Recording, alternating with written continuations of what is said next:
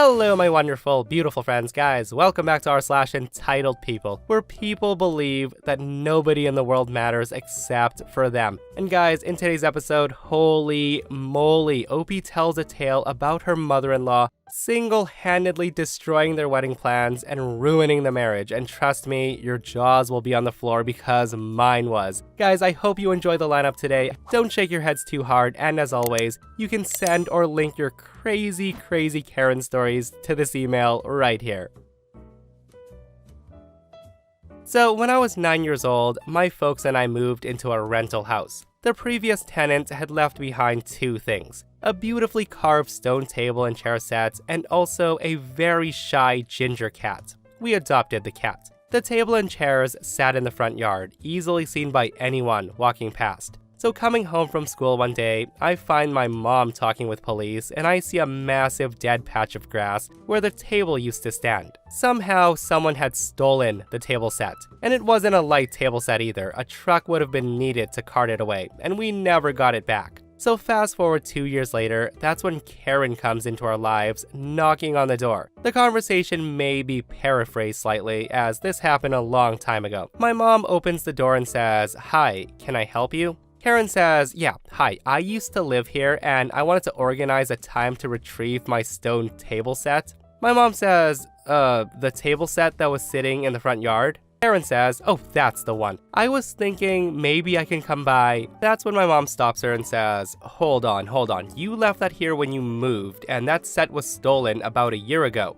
And even if it wasn't, you left it here without any contact for over 2 years. The landlord tried to contact you, but you essentially abandoned the property." At that, Karen says, "Well, I had to leave it behind. I didn't have room for it at my new place. Now I do. I have the receipts, so it's still mine." My mom replies, "It was stolen, and I noticed that you haven't even asked about the cat you left here." Karen says, "You think you can push that thing on me when you don't have my table set?" My mom replies, "No, I wouldn't let you anywhere near him with your attitude. He's registered to us now anyway. You have no more business here, now leave." She then slammed the door in Karen's face, and I'd never seen my mom so angry. She hugged our cat for 10 minutes straight after that. Karen wasn't finished though. She called the cops on us for stealing her table. So the cops arrived, and Mom went out to meet them and told me to stay inside. She didn't want me to hear what went on, but she summarized it later, and basically, Karen accused my mom of hiding her table set and preventing her from getting her property back. Mom explained what happened, provided the landlord's phone number, and suggested that they look in their records because the table was officially stolen. The police left, Karen didn't get her table, and she didn't care about her cat. We kept the cat. Yeah, so some people are just absurd, guys. 2 years later, she comes back for something she abandoned, and she had the audacity to call the cops on OP's mom. And guys, I'm thinking she was too cheap to pay for storage. And why do I have a feeling that she left her cat behind? Because it didn't match the new couch she was buying.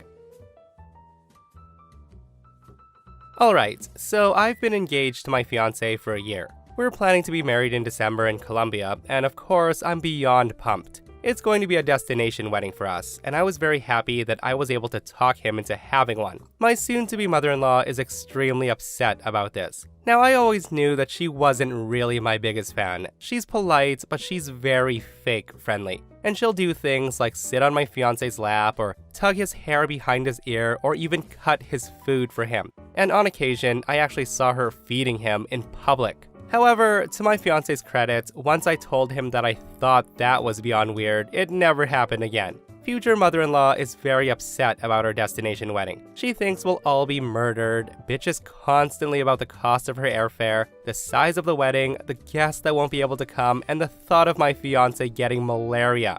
Oh, and also the fact that she hates that no one in Colombia speaks English. You get the picture. I try to limit her exposure to my wedding planning, though when I do this, she complains to my fiancé behind my back on how she's being excluded. So she came over yesterday, theoretically to see our new house, but instead, she offered the following criticisms. Number 1, she hates my engagement ring. It's far too extravagant, and there's children starving in Africa, and people die for rocks like this. Number 2, she complained that our house is an extravagant display of wealth, and it isn't us. It's a townhouse that we got a steal on.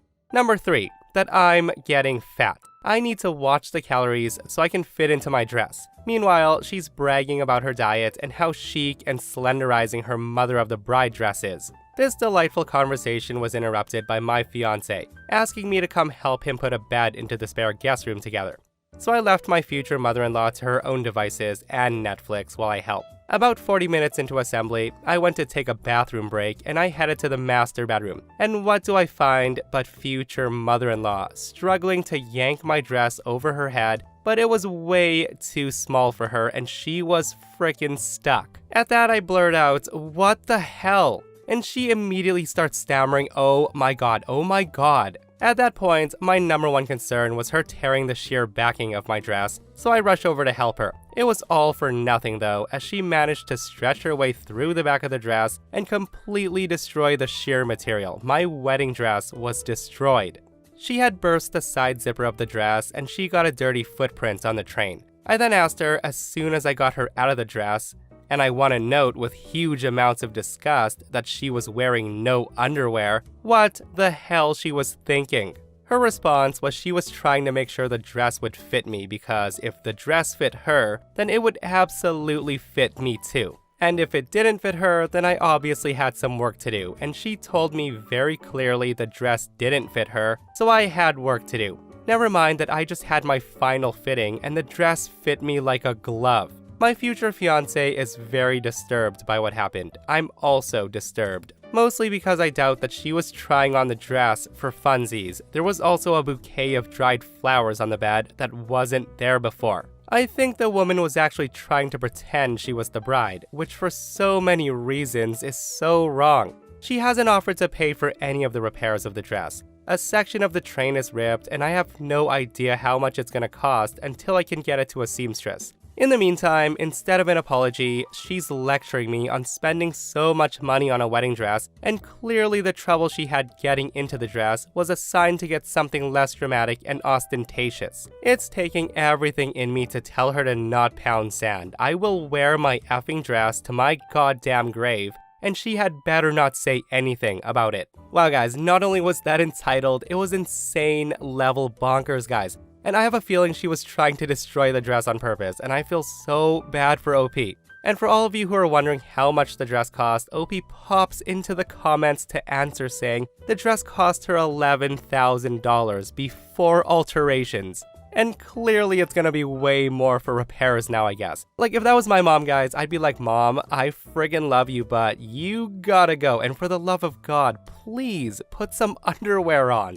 Because you are crazy." Why she had to put the dress on with no underwear, guys, leaves me so baffled. With that said, OP does come back to answer some questions and has a juicy update, and here it is. She says, "I haven't gone scorched earth, mostly for my fiance's sake. Her claws are in him deep. I think to an extent, he realizes how ridiculous she is and how creepy her behavior is. But it's just so normal to him that he shrugs it off. Like when I called him out about how creepy and weird her feeding him in public is, he was really defensive at first. But then he agreed that he could see it as being creepy. The wedding is off, we're still together and we remain engaged, but things are very, very strained between us. The only thing that's really stopped me from leaving the relationship is that I love him from the bottom of my heart. And I can see how much this is hurting him. I really want to work past this if we can. We're both committing to see a couples therapist. So after mother-in-law ruined my dress, my fiancé confronted her by telephone and demanded that she help cover the damages to the dress.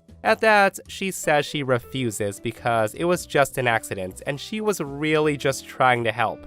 She literally tried to spin this as her helping me by, and I quote, "giving me a standard to aspire to." And she also admitted that she just wanted to feel as young and as beautiful as me. The worst part is, he believed her. At this point, after she refused to pay, I start pitching a fit, until my fiancé said that we shouldn't jump to conclusions on damages until we visited the seamstress, and that was fine by me. So we went together and the assessment was that it was completely trashed, beyond repair. My dream wedding dress was destroyed. The beading in some parts is absolutely destroyed. The sheer back of the dress was torn to shreds from her disgusting fake nails. She also ripped the tulle on my train, and the seams were split so badly. And she'd also torn through other parts of the dress to the point that they were beyond repair. Hearing how badly my dress was mutilated crushed me. but my fiance's reaction at the seamstress enraged me. He kept minimizing the damage, pointing out how certain things absolutely could have been an accident, and he lied to the seamstress to tell her that the dress had an accident, when his mother attempted to relive her model days. I corrected him, of course, and said no, she tried to put it on without my permission, knowing damn well that she did not fit into it, and deliberately destroyed parts of it in the process. The real fun starts when we got home, and I told him that if she didn't pay, I wanted to sue her for damages to the dress. He then told me some BS about how the cost of the dress didn't meet the thresholds for a lawsuit. I took my ass straight to the internet, posted on legal advice, and Googled the thresholds for small claims court in Virginia before printing out all the responses, forcing him to read them. He then conceded that she owed us something and called her, with me sitting there. As I sat there, I kid you not, he argued with her for 5 minutes before she broke down sobbing, accused him of not loving her,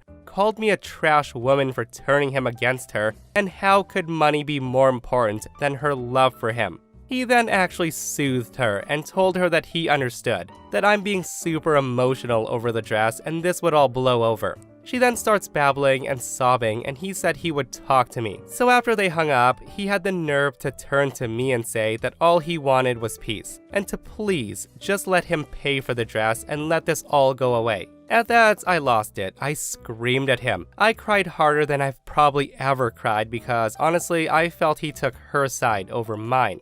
I told him it wasn't about the dress, and that if he genuinely believed that this was over an overpriced dress at this point, then we need to cancel the wedding and he and mommy could have a nice vacation to Colombia without me. We argued, and like he's been doing, he told me he saw my point. I told him that I didn't want her at the wedding, and shockingly, he agreed. So I sat next to him the next day when he called her and told her that because of what happened, we could not have her at the wedding. I actually felt proud when he hung up on her after she screamed and sobbed about how he can do this to his own mother. At this point, I began to consider that maybe I was wrong about how he refused to stand up to his mother. That is, until I was on our shared iPad. Now, I rarely use the iPad because I'm way happier with my Kindle, but I'll reach for the iPad in the rare event that my Kindle's out of juice and my phone is out of reach. While I was using it, what pops up but messages from my mother-in-law, asking about the best way to purchase discounted flights to Colombia.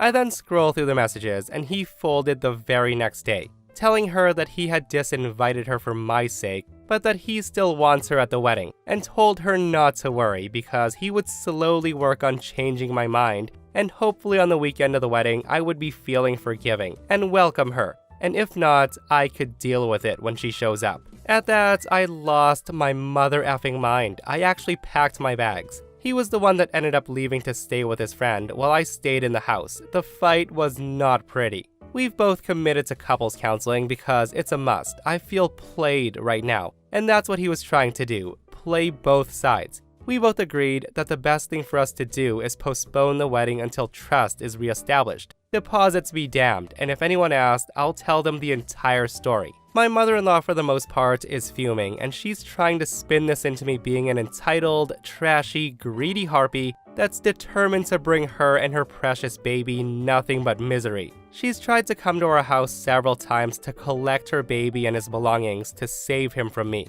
but I haven't answered the door. My fiancé, to his credit, has blocked her on his phone and hasn't told her where he's living right now. He's gone no contact, and he's agreed to go no contact until we begin therapy. He's turned over all of his passwords and the iPad so I can check his messages when I want to, and trust me, I'm checking. I love him, and I want to be able to go the distance with him, but while mother-in-law's in the picture, I don't think I can. For goodness sake, I'm looking through his email accounts and messages for contact from his mother. I can't even begin to explain how messed up this is. My fiancé's kept his end of the bargain. He's had no contact with his mom, and how do I know? I'm religiously checking his accounts, and she's also losing her mind. This week, I've woken up to the following. My Ring app has gone off 4 times, all at odd hours of the night. It's her. I have footage of her shoving notes under my door. The nasty notes shoved under the door were demanding to talk to my fiancé, accusing me of driving a wedge between them. She's also sending me text messages asking me why I'm forbidding contact between him and his mother, and how unnatural it is to stop a son from seeing his own mother. She also says that I'm going to burn in hell and that I'm a disgrace to womanhood. She also came to my work. When I refused to see her, security escorted her out. When I pulled out of the parking garage, I saw her waiting by the employee entrance. I'm documenting everything just in case she continues to get crazier. My fiance and I will be going to the police department tomorrow to file a report and look into getting a temporary restraining order. I'm sorry for the long post. Please wish us luck in therapy. I'm having a hard time keeping my hopes up because this has been the worst month. Well, that was a freaking crazy update to a crazy story, guys, and I'm not surprised that the wedding is called off. Now, I'm no relationship expert by any means, but all I can say is that if everyone doesn't get along, the marriage will suffer. And in my opinion, guys, the only way that OP and her husband can live happily ever after is 1, go no contact with mother-in-law, which he probably won't do, and 2, is if he decides to grow up, become less of a mama's boy, and stop letting mom control him. With that said though, guys, I just want to say that I wish them the best in the future, no matter what the outcome is. Wow. And guys, while we're on the topic of moms and their sons, you gotta listen to this last post. This person writes, so this is probably one of the stupidest and lazy people that I've ever met. I'm the manager at a small cafe, and we recently hired a new member of staff. He's a 26-year-old male, and the guy turns up an hour and a half late the first day. He was brought in by his mom, which I thought was kind of odd for a grown man. I let this slide, but then things just got way worse. As I said, it's a small roadside cafe/eatery, so I thought I'd get him started on small duties to ease him into the way of the place. I asked him to put new toilet paper in the bathroom stalls, and he groans at that, telling me it's not real work and he's not hired to be in the bathrooms all day. I tell him it's just one task. So a minute or so later, I can hear him yelling from the bathroom saying, "Hey, come in here, it won't fit on the toilet roll holder." And I'm like, what? That's a pretty simple thing.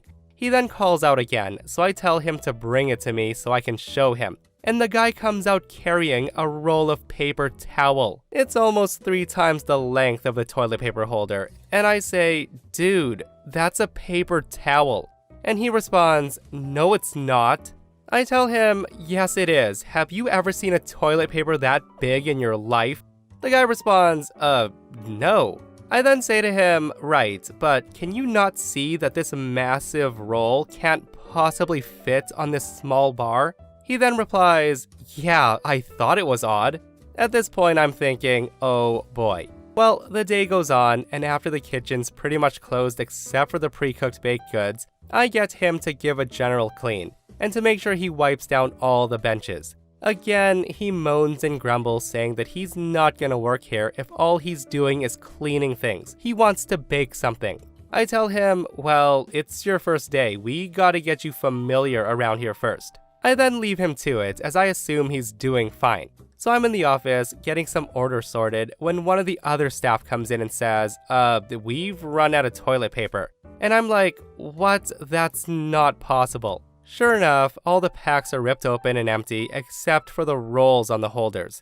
At this stage, I realize there can only be one culprit. So I call the new guy over saying, did you do something with the toilet paper? The guy tells me, yes, I used it to wipe down all the benches in the kitchen.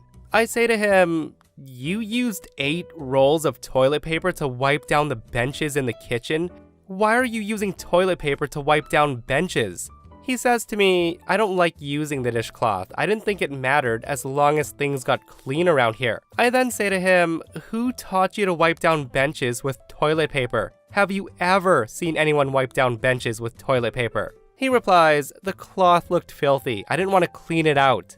By this point, I'm thinking, the day's nearly over. I'll just let it go. And I'm sure it'll work itself out. But yeah, you guys know what's coming. The guy strikes again, and this time, it's beyond moronic.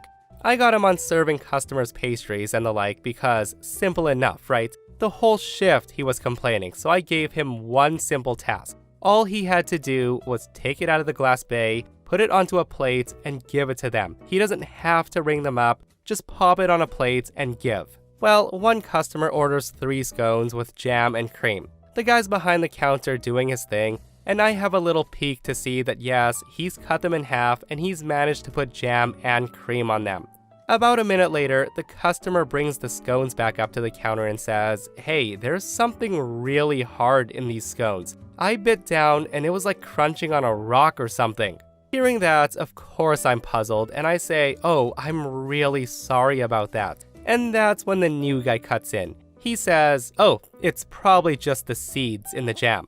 Now, there is something about the way he says this that makes my alarm bells ring. I then tell him, "Show me what you put on these scones." And I start marching towards the prep bench, and sitting on the bench is a bowl of whipped cream, and right next to it inside a plastic bag is a broken glass jar, which contains the jar of jam. This mother effer is feeding the customer broken glass. He then says to me, "I didn't think it was a big deal." I say to him, "Are you effing insane?" I then grab the plates of mostly uneaten glass-infused scones and say, "How is anyone supposed to eat this? You fed someone broken glass." And to my utter amazement, he proceeds to eat them in front of me, telling me if he can, then other customers can.